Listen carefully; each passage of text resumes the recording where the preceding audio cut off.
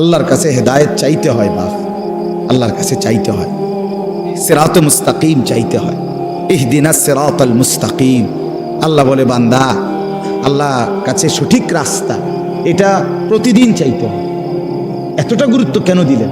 ফজরের নামাজ, জোহর, আসর, মাগরিব, এশা, ফরজ নামাজ, সুন্নত নামাজ, নফল নামাজ, তাহাজ্জুদ নামাজ, আউয়াবিদ নামাজ, ইশরাকের নামাজ।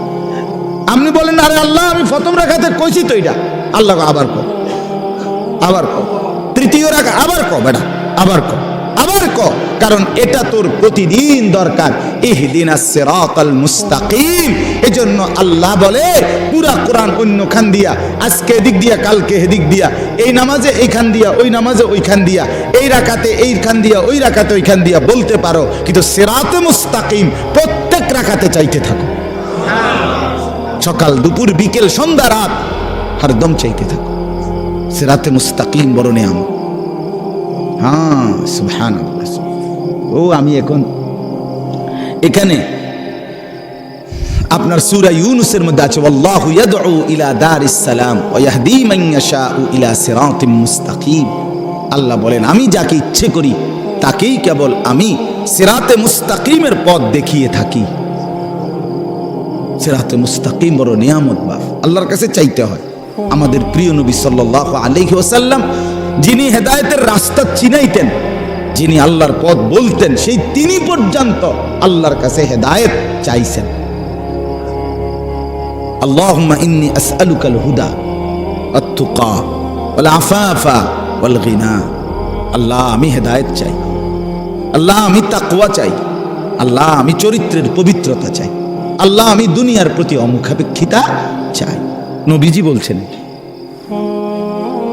নবীজি বলছেন এটা দোস্ত।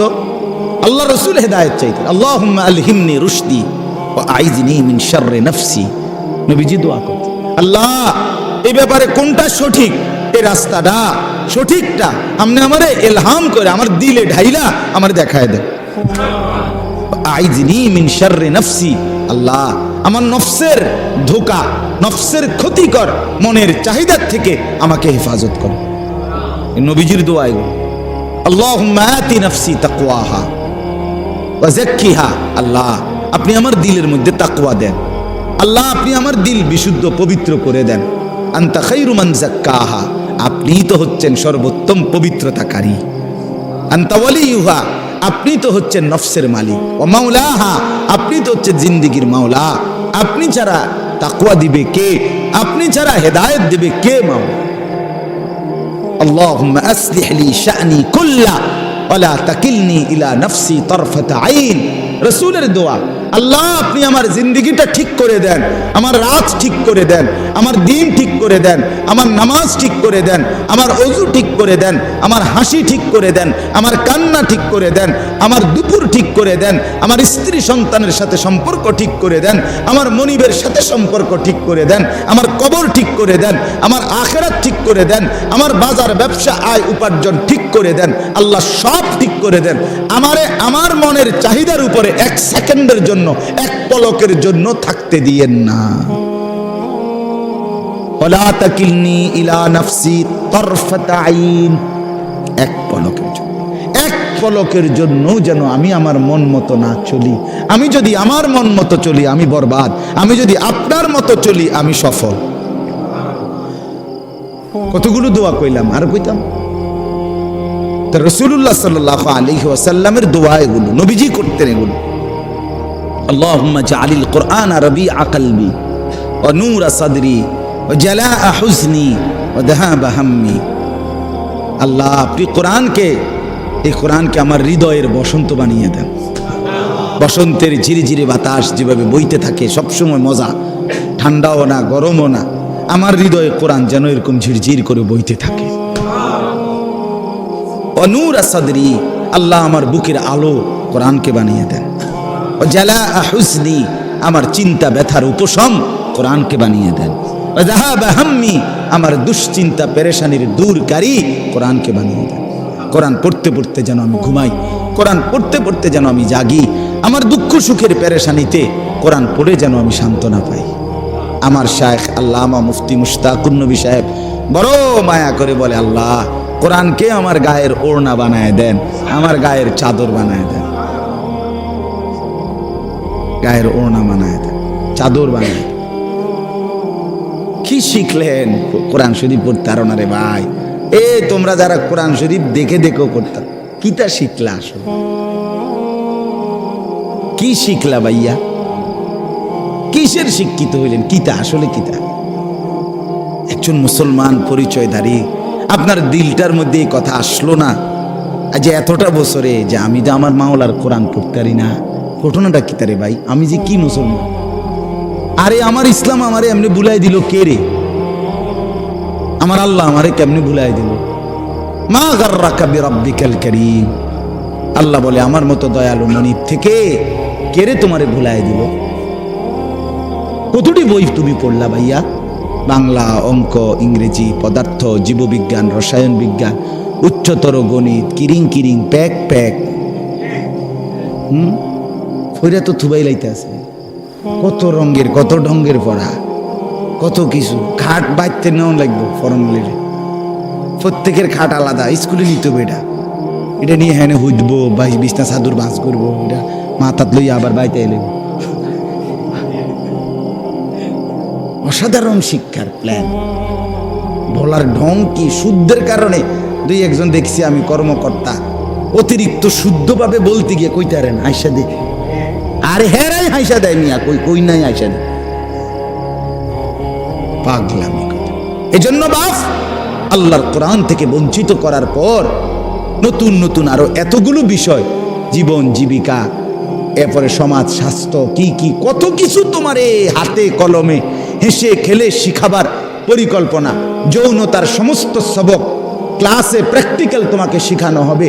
সমস্ত সব কিছু আলাদা, একবারে প্র্যাকটিক্যাল শেখানোর এত চেষ্টা, কিন্তু মালিকের কোরআন শিখাবার জন্য কোনো চেষ্টা হলো না। কেন? 12 বছরে 10 বছরে এর চাইতে বড় মুসলমান পরিচয়ধারীর ব্যর্থতা আর কি হইতে পারে বেটা?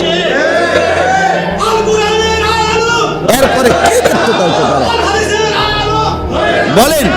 এর চাইতে জিন্দিগির ব্যর্থতার কি হইতে পারে? দোস্ত আমার, ইনসাফের সাথে বলো। আমি স্কুলের বিরোধী না, আমি কলেজের বিরোধী না, আমি বাংলা অঙ্ক ইংরেজির মোটেই বিরোধী না। আমি বাংলা অঙ্ক ইংরেজি পড়ুনা ছাত্র, আমি বিজ্ঞান বিভাগের ছাত্র, আমি কুমিল্লা ভিক্টোরিয়া কলেজ থেকে মাস্টার্স পাশ করা ছাত্র। কাজে আমি বিজ্ঞানেরও বিরোধী না, আমি বাংলা অঙ্ক ইংরেজিরও বিরোধী না। আমি সরকারি মাদ্রাসাতেও পড়ছি, কওমি মাদ্রাসাতেও পড়ছি, কলেজেও পড়ছি। রাত্রে এরকম রাত্রে ওয়াজ, সকালবেলা পরীক্ষা ভিক্টোরিয়া কলেজে। ওয়াজের মধ্যে গিয়ে এক রুমে বইয়া বইয়া যতক্ষণ আমার বয়ানের টাইম না হয়েছে বইয়া বইয়া পড়ছি। হ্যাঁ হ্যাঁ, আগের বক্তা আইয়া জিগাইছে যে প্রধান বক্তা কেনা এক মাহফিল একদিন, তা আমি বইয়া বইয়া ডুইলা ডুইলা পড়তে। আমার না সকালে পরীক্ষা ভিক্টোরিয়া কলেজে। এবারে ওই বেটা দেখাইছে ওই হুজুর এই প্রধান বক্তা, এবারে সেদিকে ফিরে যে পরে এবার উনি তো উনি ডোলে ওনার পরীক্ষা সকালে। আবার আইয়া কইছে হুজুর আপনার এখনো ওয়াজ, চলো চলো ওয়াজ, আবার ওয়াজ, আবার বই, আবার পড়া, এইভাবে দৌড়াইছি মিয়া। একদিন 2 দিন ছিলাম সোনাকান্দা, 11টা বছর ছিলাম। 11 বছরে যে আমার স্যার আছে আমার সাথে, আমার বাউসেলের স্যার, আমার কলিগ, আল্লাহ হায়াতে তাইয়্যিবা দান করেন। তো এজন্য বাপ সোজা হিসাব, সোজা হিসাব আমি চেষ্টা করছিলাম। স্যারে জানে আমি এতটা ওয়াজ মাহফিলের ব্যস্ততার ভিতর দিয়েও ফাঁকিবাজি করি নাই, চেষ্টা করছি। আবার ছাত্র পর আমার ছাত্র যারা পুরাতন দেখেন, জিজ্ঞাসা করি, ধোকা দেই নাই কাউকে, প্রতারণা করি নাই। আমার উদ্দেশ্য এটাই বুঝানো আমরা যেন শতভাগ আল্লাহর কোরআনে অভ্যস্ত হই। ভাইয়া কোরআন শরীফ পড়তে পারো না, এই তোমরা যারা ছেলেরা ভাই, তোমাদের কাছে আমার অনুরোধ, আশেপাশে কোনো ইমাম সাহেবের কাছে, কোনো মাদ্রাসার উস্তাদের কাছে, কারো না কারো কাছে যেমনে পারো আল্লাহর কোরআন শেখার চেষ্টা করো। কোরআন জীবন দেখাবে, কোরআন আলো দেখাবে, দুনিয়াটাও ভালো রাখবে, আখিরাতটাও ভালো রাখবে। গতকালকে আমি 22 থেকে 23 বছরের এক তাগড়া জোয়ান ছেলে, একেবারে চাঁদের মতো ফুটফুটে সন্তান, এই ছেলের জানাজা পড়ছি জোহরের পর। গতকাল ছেলেটা কুমিল্লা ক্যান্টনমেন্ট বায়ুস্ট একটা ইউনিভার্সিটি আছে কুমিল্লা ক্যান্টনমেন্টে, এইখানে পড়তো ছেলেটা। রাত্রে 11:30 বাজে সিএনজিতে যাইতেছে একা, সিএনজি বাড়ি দিছে অন্য কি গাড়ি, জাগাত মারা গেছে। তো 22-23 বছরের এই তাগড়া আমার বাসার সামনে জানাজা, জোহরের পরে আমি জানাজা পরে আমার এত মনে আইছে, চোখের পানি আসছে। আহা, তার 4টা মেয়ের পরে বেচারার এই ছেলেটা, ওই বাটা, এই জানাজার মধ্যে উনি ছেলের বাবাটা একটা শব্দ মুখ দিয়া বলে না, উনি কোনো কথাই কয় না, মানে কথা কইতে আর এবারে কি কবে বেটা, কোনো কথা নাই বেচারা। মানে শুধু এতটুকু কয় যে আমার ফোলাগারে মাফ করে দিয়ে, এটাও কইতে পারতেছে না উনি, পাথর হয়ে গেছে বেচারা। হ্যাঁ, চাঁদের মতো সুন্দর ছেলেটা। তো আমি বললাম যে হায়, গতকালকের আগের দিনও সে তো ঘরে লেফ কম্বলের নিচে ঘুমাইছিল, আজ কবরে আজকের রাত তারে লেফ দিয়ে দিবে কি? আজকেও তো ঠান্ডা আছে, হ্যাঁ আজও তো শীত আছে, আজ তাকে কবরে লেপ দিবে কে, কম্বল দিবে কে বাপ?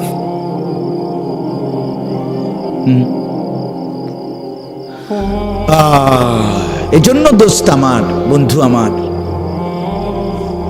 যত কিছুই আমরা স্বীকার করি আর না করি, গ্রহণ করি আর বর্জন করি, বুঝতে শিখি অথবা না বুঝি, ফাঁকিবাজি করি আর ছলছাতুরি করি, আমরা শেষ পর্যন্ত মৃত্যুকে আড়াল করা, মৃত্যুকে পাশ কাটিয়ে চলার কি সুযোগ আছে কি বাপ? তো এতটা চূড়ান্ত বাস্তবতা এই নেতা আমার আমনেরে ভাল লাগে না, ঠিক আছে, আমি আমনেরে ছাড়াও হয়তো জিন্দিগি আরেকজনকে দিয়ে চালাই নিতে পারবো। আমার এই মেম্বার বাবুরে আমার বুঝে ধরছে না, হইতে পারে। এই চেয়ারম্যান আমার ভালো লাগছে না, হইতে পারে, আমি তারে সমর্থন করি না, এটা হতে পারে বাপ। আমি আমনের থেকে পাশ কাটাইয়া চলে গেলাম, আমনে আমার থেকে পাশ কাটাইয়া 900 করে চলে গেল, কিন্তু মৃত্যু থেকে আড়াল করার নিজেকে সুযোগ আছে তো? শেষ পর্যন্ত কোনো সুযোগ আছে কি? তাহলে যেটা চিরবাস্তবতা, যেটা চিরন্তন সত্য, অমোঘ সত্য, অকাট্য সত্য, চোখে দেখা একবার না দুইবার না শতবার যেই মৃত্যু আমি দেখলাম মানুষের, এত কবর এত লাশ দেখলাম, সেটা ভুলে যাওয়া কেন বন্ধু? আরে ভাইয়া কেমনে বললে বুঝতাম, কিভাবে বললে বুঝতাম? একজন বড় আলেম ছিলেন, বুজুর্গ ছিলেন, আল্লামা ইবনুল জৌজি রহমতুল্লাহ আলাই। ওনার এক কিতাবে আমি পড়ছি, জাম্মুল হাওয়া, আরবি কিতাব, ওইখানে ভূমিকাতে আছে, উনি বলছে, হে আল্লাহর বান্দা, তোমাকে বুঝাইতে গিয়ে আমি পাহাড় থেকে নামতে নামতে মাটির নিচে নাইমা, অর্থাৎ তোমাকে বুঝাইবার জন্য আমি আমার সবটুকু চেষ্টা ব্যয় করছি। শুধু জ্ঞান গর্ভ পণ্ডিতি কথা, শুধু গভীর বিচক্ষণতা, অনেক সূক্ষ্মাতি সূক্ষ্ম তথ্য, এটা যদি আমি পেশ করতাম, অনেক গবেষণা, তাহলে এটা হয়তো এক ধরনের জিন্দিগি। কিন্তু আমি ব্যক্তিগতভাবে এটা চাই না। আমি চাই আমার এই উপস্থিত শ্রোতা, আমি দূরের কাউকে ধাক্কাও দেই না, অনির্দিষ্ট কাউকে খোঁচাও দেই না, আমার এই নজরের শ্রোতাগুলোকে, এরা 50 জন হোক আর 500 হোক, আমার চোখের সামনের এই নওজোয়ান বাবা ভাই, এদের কলিজার মধ্যে একটু হইলেও বিবেক নাড়ানো, এর জন্য এক কথাকে যদি 10 বার না 100 বারও বলতে হয়, আমি বলতে চেষ্টা করি। এটা আমার একটা ফিকির, আমার ফিকির এটা। অতএব আজকেও এটাই বললাম, আমি, আপনারা আমার আপনজন, আপনারা আমার পরিচিত মানুষ, আমার অহরহ আসা যাওয়া আপনাদের কাছেই। আমি অনুরোধ করছি আপনাদের কাছে, আল্লাহর কোরআন আপনারা পড়েন, বাবারাও শিখেন, ছেলে যুবক ভাই তোমরাও সবাই একসাথে।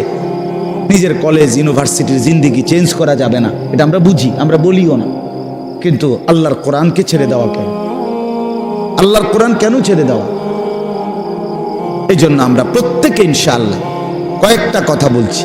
1 নাম্বার বলছি আমি যে সর্বাবস্থায় আল্লাহ তাআলার জিকির জবানে কি রাখা, চালু রাখা। আর এখন বললাম কোরআনুল কারীম তেলাওয়াত করা, কোরআনুল কারীম তেলাওয়াত। এই কোরআন অনেক শানদার, অনেক মজাদার। এই কোরআনুল কারীমের মধ্যে আল্লাহ তাআলা পুরাটা কোরআনে আল্লাহ নিজের পরিচয়, আল্লাহর কুদরত, আল্লাহর সৃষ্টির মধ্যে ফিকির করার জন্য ভাবনা চিন্তা করার জন্য কতভাবে যে তুলে ধরছেন নিজের আল্লাহ তাআলা পরিচয়। আল্লাহ একবার বলছে, বান্দা গাছের দিকে দেখো, একটু ভেবে দেখো, সেখানে আমাকে খুঁজে পাবে। মাছের দিকে দেখো, একটু ভেবে দেখো, আমাকে খুঁজে পাইবে। আসমানের দিকে দেখো, একটু একটু ভাবে দেখো, আমাকে পাইবে। জমিনের দিকে দেখো, একটু ভেবে দেখো, আমাকে পাইবে।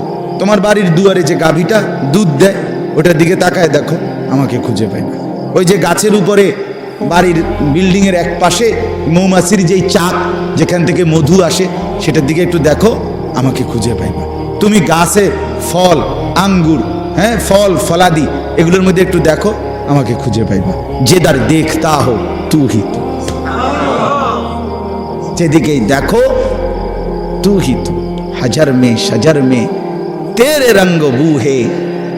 পাথরেও মাওলা তোমাকেই দেখি, গাছেও মাওলা তোমাকেই দেখি। जिधर देखता हो, जिधर देखता हो, যেদিকেই দেখি তু হি তু, তু হি তু। আপনি আপনি আপনি আপনি, আল্লাহ আপনাকেই দেখা যায়। ওয়াফি আনফুসিকুম আফালা তুবসিরুন। আল্লাহ রাব্বুল আলামিন বলে, বান্দা তোমার নিজের মাঝে দেখো, দেখো তো আমাকে দেখতে পাও কিনা। রব্বুল আলামিন বলে, একটা ছোট্ট বৃদ্ধাঙ্গুল, এটা এই কদ্দুর মাত্র বৃদ্ধাঙ্গুল, কিন্তু এতটুকু জায়গার মধ্যে আমি রব্বুল আলামিন 800 কোটি মানুষের ভিতরে রেখা ফিঙ্গার আলাদা আলাদা বানাইছি। হ্যাঁ, 800 কোটি ফিঙ্গার আলাদা আলাদা। 800 কোটি মানুষ যদি বৃদ্ধাঙ্গুলির ছাপ দেয় আলাদা আলাদা, আলাদা রেখা কেমনে করলাম? আল্লাহ বলেন, এখন শুধু করেছি বান্দা না, আমি আল্লাহ ওয়াদা দিচ্ছি হাসরের ময়দানেও সেই আঙ্গুলের রেখাগুলো কোটি কোটি মানুষের আবার হুবহু ফিরাইয়া আনবো।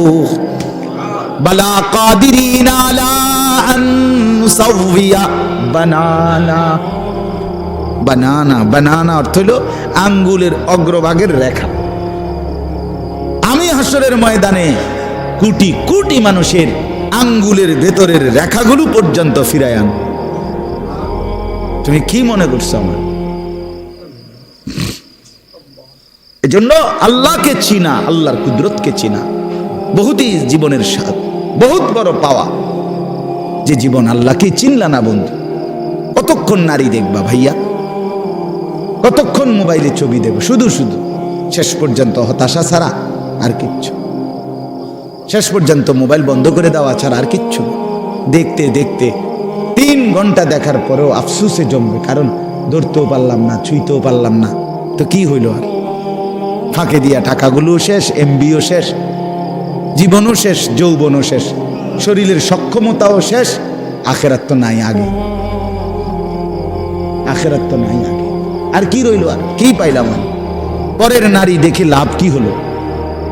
পরের বোনকে দেখে কি লাভ হলো?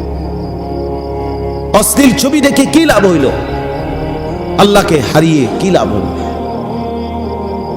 এজন্য আমি এই 5টা আয়াত এবার শুনেন, তর্জমা শুনাই, তাইলে কথা শেষ। 5টা আয়াত পড়ছি এখানে। এই 5টা আয়াতে আল্লাহ তাআলা তার অনেকগুলো কুদরত বলছে। আল্লাহর কুদরত। বান্দা তুমি, আল্লাহ বলে, বান্দা তুমি আমারে কুদরত চিনো, দেখো ফাসিনুনি, বুঝেনি, আমারে মহব্বত লাগেনি, কুদরত চাও। আমি একটু কই বান্দা তোমারে, আমার কথাটা কুদুর বলি, তুমি দেখো, একটু ভাইবা দেখো আমি আল্লাহর প্রতি তোমার মহব্বত জাগেনি, তুমি বুঝো কিনা দেখো। 5টা আয়াত, 14 নম্বর পারা, 16 নম্বর সূরা। সূরাটার নাম সূরায়ে নাহাল। এই সূরার 66, 67, 68, 69, 70 কয়টা হইল? 5টা আয়াত। আল্লাহ বলেন, আল্লাহর কুদরত চিনাচ্ছেন, এই আল্লাহর কুদরত দেখাইতেছে। ওয়া ইন্না লাকুম ফিল আনআমি লাইবরাহ। 1 নাম্বার আল্লাহ বলেন, তোমাদের জন্য চতুষ্পদ জন্তু, তাফসীরের মধ্যে লিখছে গাভী, তোমাদের গাভী যেটা চতুষ্পদ জন্তু, এর মধ্যে রয়েছে লাইবরাহ, অবশ্যই উপদেশ। আমাকে চিনার শ্রেষ্ঠতম উপদেশ। কেমনে উপদেশ? গাভীর মধ্যে কি আছে উপদেশ? আল্লাহ বলে, শোনো তাইলে, নুসকিকুম মিম্মা ফি বুতুনিহি, মিন বাইনি ফারসিন ওয়া দামিল লাবানান খালিসা। আমি আল্লাহ তাআলা প্রতিদিন নিয়মিত এই গাভীর পেট থেকে তোমাদেরকে পান করাচ্ছি। কিসের মাঝে? মিন বাইনি ফারসিন ওয়া দামিন, একদিকে রক্ত আরেক দিকে গোবর। গোবরটাও নাপাক, রক্তটাও নাপাক। রক্তের রং ভিন্ন, গোবরের রং ভিন্ন। গাভীর গায়ের রং ভিন্ন। গাভীর রং কালো, রক্তের রং লাল, গোবরের রং ভিন্ন কালার। আবার গাভীর রং লাল, আবার গাভীর রং সাদা, আবার গাভীর রং কালো, বিভিন্ন কালার। তো আল্লাহ বলেন এই গোবরও নাপাক, এই রক্তও নাপাক। রক্ত লাগলে নাপাক হয়ে যাবে, গোবর লাগলে নাপাক হয়ে যাবে। রক্ত এবং গোবরের মাঝখান থেকে প্রতিদিন আমি আল্লাহ তাআলা সাদা পবিত্র দুধ তোমাদেরকে পান করাচ্ছি। লাবানান খালিসা, খালিসা মানে বিশুদ্ধ দুধ, পবিত্র দুধ, পবিত্র। এক ফোঁটা রক্ত মিশলে নাপাক, এক ফোঁটা গোবর মিশলে। অথচ আপনি যেই কোনো চিকিৎসা বিজ্ঞানের গবেষকদের কথা এটা, যে গাভী যা খায় তা পাকস্থলিতে জমা হয়। পাকস্থলিতে জমা হওয়ার পরে আল্লাহর কুদরতের ভিতরে তিনটা অংশ হয়। একবারে নিচে গোবরটা চলে যায়, একবারে উপরে রক্ত হয়, আর মাঝখান দিয়া দুধ হয়।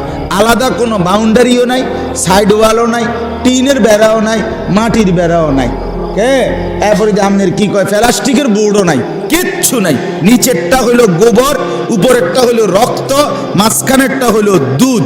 নিচেরটাও নাপাক, উপরেরটাও নাপাক। দুইটা নাপাকের মাঝখানে থাইকা এটা এক সেকেন্ডের জন্য পাকটা নাপাক হয় না। আল্লাহ বলে ঠিক টাইম মতে আমি আল্লাহ মাঝের দুধ স্তনে পৌঁছায় দেই, রক্ত সারা দেহে পৌঁছায় দেই, গোবর তার বের হওয়ার রাস্তায় পৌঁছায় দেই।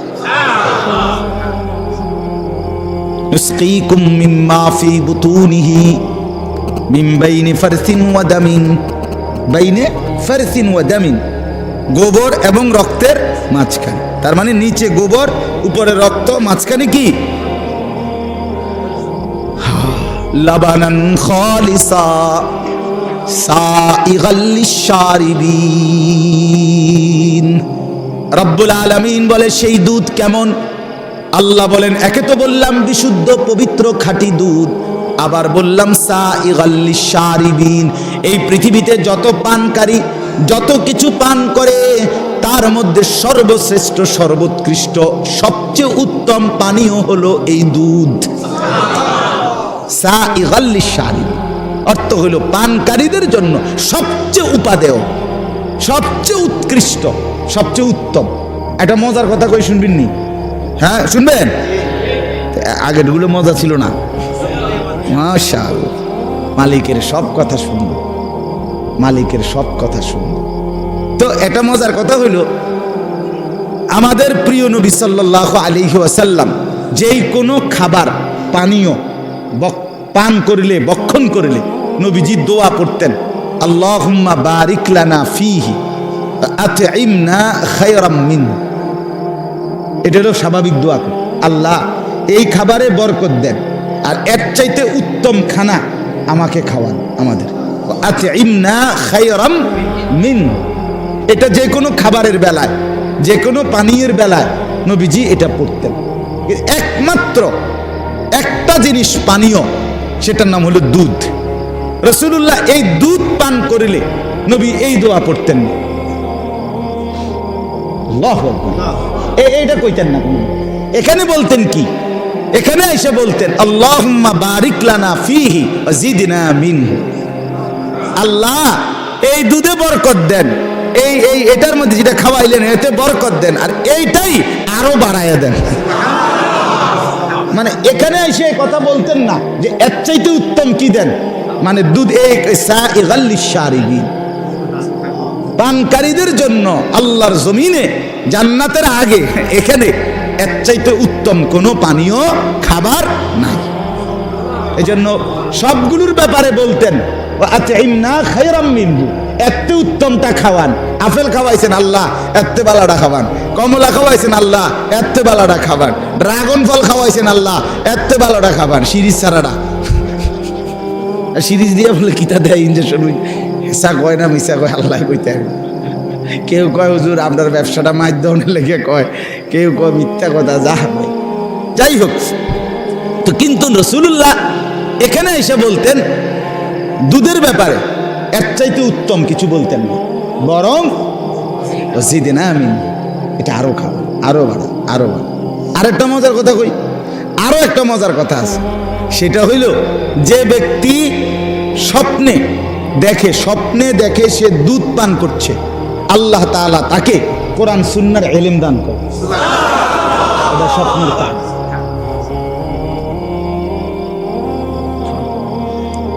কারণ দুধের চাইতে উত্তম কোন পানীয় কায়নাতের মধ্যে নাই, কোরআন সুন্নাহর ইলমের চাইতে উত্তম কোন নিয়ামত কায়নাতে আর নাই। এই জন্য স্বপ্নে যদি কেউ দেখে দুধ পান করছে, তো আল্লাহ তাআলা তাকে কোরআন সুন্নাহর বুঝ, ইলম, নূর দান করে। ইলমের চাইতে দামি কিছু নাই, দুধের চাইতে দামি কোনো পানীয় নাই। আরো অনেক কথা, কিন্তু আমি আরো একখানে মাহফিল আছে, আমার যাইতে হবে ফুলগড়, ওইদিকে আমার মাহফিল আছে। আমি মূলত মাগরিব বাদ বয়ান করার কথা কইলাম না, আমি আসতে দেরি হয়েছে। এরপর আসেন, এই হলো একটা কুদরত। 2 নাম্বার, আমিন সামারাতিন নাখিল ওয়াল আনাব তাত্তাখিজুনা মিনহু সাকারান ওয়া রিজকান হাসানা। আল্লাহ বলেন আমার দ্বিতীয় আরো কুদরত শোনো বান্দা, আমি রব্বুল আলামিন খেজুর গাছের ফল মানে খেজুর, ওয়াল আনাব এবং আঙ্গুর, এর মধ্য থেকেও তোমাদেরকে প্রতিনিয়ত আমার কুদরত দেখাচ্ছি। কি? তাত্তাখিজুনা মিনহু সাকারান ওয়া রিজকান হাসানা। এই খেজুর এবং আঙ্গুরের মাধ্যমে তোমাদের শরীরের মধ্যে উপাদেয় যেই নেশা, অর্থাৎ যেটার দ্বারা তোমার শরীরে স্বতঃস্ফূর্ততা আসবে, বীরত্ব আসবে, হিম্মত আসবে, সাহসিকতা আসবে, কর্মের উদ্দীপনা আসবে, সেটা আমি এই খেজুর এবং আঙ্গুরের মাধ্যমে তৈরি করে থাকি। আবার ওয়ারিসকান হাসানা, শুধু শক্তিমত্তা না, বরং এটা রিজিক হিসাবেও সর্বোত্তম উত্তম একটা রিজিক। খেজুর অসাধারণ, আঙ্গুর অসাধারণ। ইন্না ফি যালিকা লাআয়াতাল লিকাউমিন ইয়াকিলুন। আল্লাহ বলে উপরের গাভী, দুধ আর এখানের খেজুর আর আঙ্গুর, এই সবটার মধ্যেই আকলওয়ালাদের জন্য নিদর্শন আছে। ব্যাককলের জন্য নয়, ব্যাককলে খায় আর বিড়ি খায়, বুঝেন না? আঙ্গুরও খায়, বিড়িও খায়। হ্যাঁ, ব্যাককল যে খেজুরও খায়, গাইলায়ও, বুঝেন না কথাটা? দুধও খায়, চাও খায়, বনও খায়, বিড়িও খায়, টেলিভিশনে মানুষের বেডিও চায়। অপদার্থ যে কিছুই চেনে না, কিছুই বোঝে না। আল্লাহ তাআলা বলে যার আকল আছে, যার দিমাগ আছে, সে এখান থেকে নিদর্শন পায় যে হায় আমার মালিক আমাকে দুধ পান করাইছে, আমার মালিক এমন সুন্দর খেজুর, এমন উত্তম ফল আমাকে দিয়েছেন, আমি কেন মালিকের শুকর করব? আজকের থেকে করবো ইনশাআল্লাহ। এরপর আল্লাহ বলেন ওয়া আওহা রাব্বুকা ইলান নাহল। এটার অনেক লম্বা ব্যাখ্যা, বাকি আমি শুধু তরজমা আজকে বলি। আসলে এটা খুব মজাদার, এই মৌমাছির কথাটা, এটা বিস্তারিত বুঝাইতে পারলে খুব সুন্দর, খুব সুন্দর। আমি এই বয়ান আল্লাহর দয়ায় সিলেট কিছুদিন আগে এই বয়ান করছিলাম, এই আয়াতটা মৌমাছির বৈশিষ্ট্য গুণাগুণ তাফসীর থেকে। ওইখানকার এক বড় প্রফেসর, ইংরেজি শিক্ষিত মানুষ, উনি এই কান্দা কাঁদছে। উনি বলছে হুজুর আমি আল্লাহ পাক যে এত কথা কইছে এখানে, আমি তো এই কথা জানতামই না। আপনি আরো অনেক কিছু জানতেন না, আপনি লগে থাকেন না, আরো বহুত মজার মজার কথা আছে কোরআনে, আপনি জানেন না। আওহা রাব্বুকা ইলান নাহল। আল্লাহ বলেন আমি সরাসরি মৌমাছির ব্যাপারটা স্পেশালি, মৌমাছির মধু বানানোর পুরা প্রসেসিংটা আল্লাহ বলেন আমি ওয়াহির মাধ্যমে মৌমাছির কলজাত দিলে আমি ওয়াহি নাজিল করে আমি আল্লাহ একাই নিয়ন্ত্রণ করি। বাসা বানাইবা কই আমি ঠিক করে দিচ্ছি, ফুল আনবা রস কই থেকে আমি বলে দিচ্ছি, ফিরাইবা আবার কেমনে আমি রাস্তা দেখাচ্ছি, বের করব মধু কেমনে আমি বলছি। তো যাই যে কম দিছে স্লোগান, এদিন আরো বেশি দিছে। কবির ভাই কই? মাশাআল্লাহ, উনি আমার অনেক মহব্বত করে। আল্লাহ আপনারে কবুল করেন। চলেন, এই জন্য এটা আমি শুধু আরেক সময় আল্লাহ যদি তৌফিক দেয় বিস্তারিত মনে করলে বলবো। আল্লাহ যদি তো আওহা রব্বুকা ইলান নাহল আনিত্তাখিজি মিনাল জিবালি বুয়ুতান, আল্লাহ বলে মৌমাছিকে আমি 3টি আদেশ করি। কয়টা? 1, তুমি পাহাড়ের উঁচুতে, গাছের উঁচুতে, বিল্ডিং এর উঁচুতে ঘর বানাও। কদ্দুর কত ডিগ্রি সেন্টিমিটার বা কতটুক কিলোমিটার উঁচুতে ঘর বানাবে আল্লাহ বলেন এটা আমি ঠিক করে দেই। মৌমাছি মন মতো কি বানাইতে পারে না। আমনে করেন যে মৌমাছি এনে দোস্ত এনে, কিন্তু আমরা এটা আমরা নিজের জায়গা, আমি কেউ কিছু কইতো না। আল্লাহর দোহাই তুই এন দিয়া বাসাটা বানাও। মৌমাছি আল্লাহর দোহাই আমি আপনার কথায় চলি না। ধর বেটা, যা বেটা, আমার মালিক আছে বেটা, আমার কি আছে? মালিক আছে, উনি কইয়া দিবা আমি কতটুকু উচ্চতায় ঘর বানাবো। এইটা আল্লাহ আমি বলে দেই কতটুকু উচ্চতায় ঘর বানাবে মৌমাছি, এটা আমি আল্লাহ নির্ধারণ করে দেই, ওয়াহি করি, ওয়াহি। 2 নাম্বার, সুম্মা কুলি মিন কুল্লি সামারাত, অতঃপর আমি আল্লাহ বলি তুমি এই এই এই এই ফল আর ফুল থেকে মধু রস সংগ্রহ করো। মৌমাছি তাফসীরে লিখছে এই মধু সংগ্রহের জন্য 20 মাইল 30 মাইল দূরেও বাসার থেকে চলে যায়। আল্লাহ বলেন এই হলো 2 নাম্বার, আমি বলছি যাও এন থেকে সিটাঙের আগে ফাইবা ফেনি হেনতে যাও। এরপরে মৌমাছি গেছে গা শ্রীকাল থেকে ফেনি। এখন বেচারা তো গিয়া ফেনির থেকে কি লইছে মধুর, আইব কেমনে ফেনি, এদিক দিয়ে যে আসবে এ সময় তো উড়ে গেছে গা, এখন আইবার কথা হের মনে নাই, মানে রাস্তা তার বাসাটা কোথায়।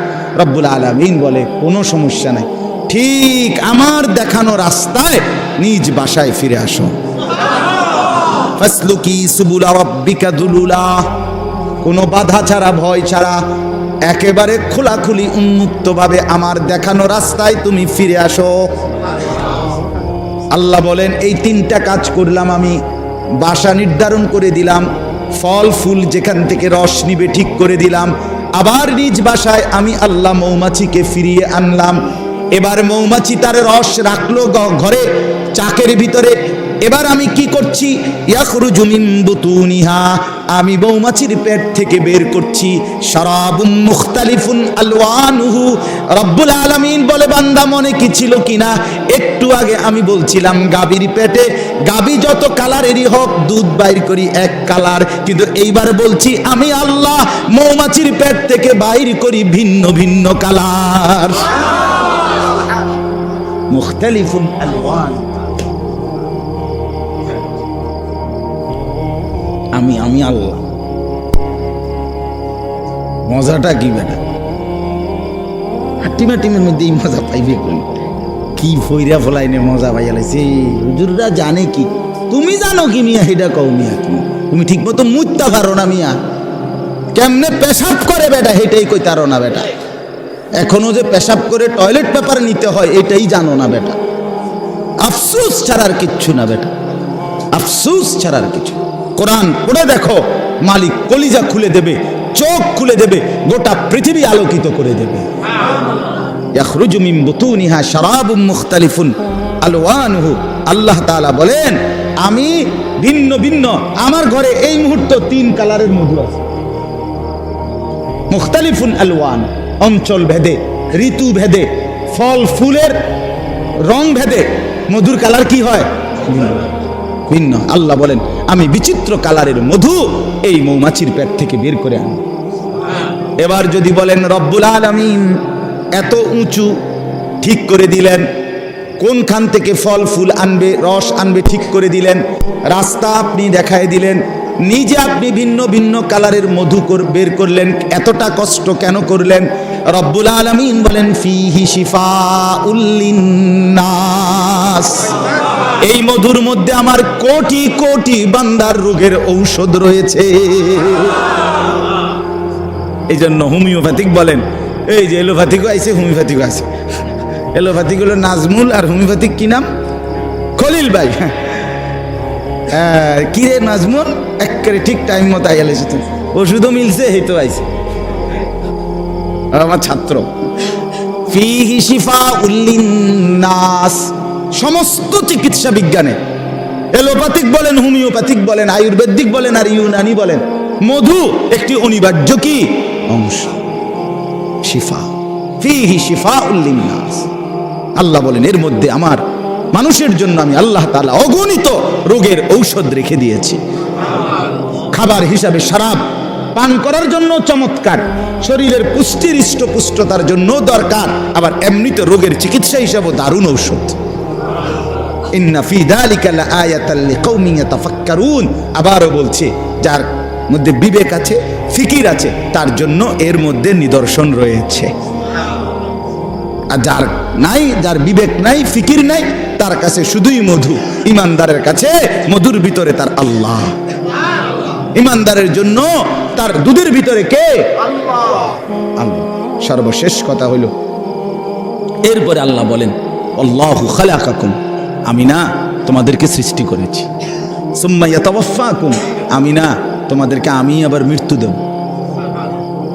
সুবহান। ওয়া মিনকুম মান ইউরাদ্দু ইলা আরযালিল উমর লিকাই লা ইয়ালামা বা'দা ইলমিন শাইআ।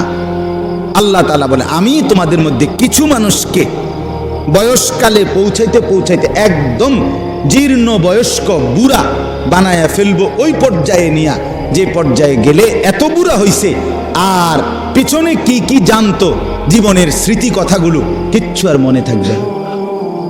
আল্লাহ বলেন আমি মানুষকে পৌঁছতে পৌঁছতে কাউকে এই পর্যন্ত নেই, আর কাউকে এর আগেই মৃত্যু দিয়ে।